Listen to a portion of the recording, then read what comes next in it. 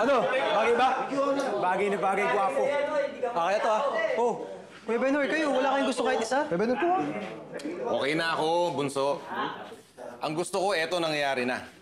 Ang makalaya ka. Salamat po, Kuya Benor ah.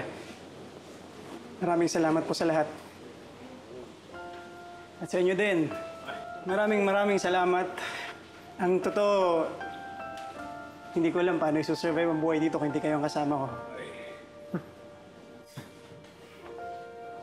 Alam kong may miss mo kami dito, Bunso, pero huwag ka nang babalik sa loob, ha?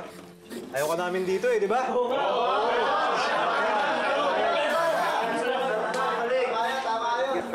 Pakit sa labas. Xavier, ikaw ang prinsipe namin dito. Tandaan mo, lagi kami pamilya rito.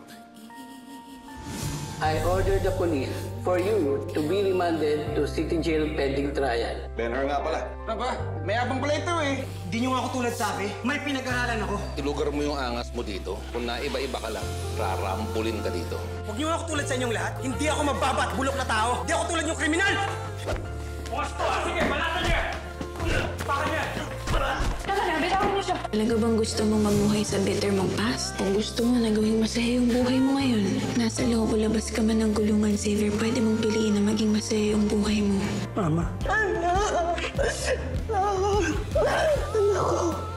Minahal kita ng walang pagdududa. Minahal kita ng walang pag-alinlangan. Nung si Onsi po yung prinsipe, wala sa eksena nga halikan si Princess. Bakit dinalikan ko ba siya? Hindi, pero...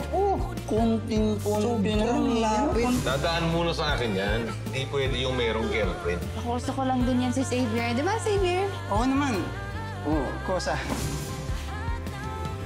Xavier!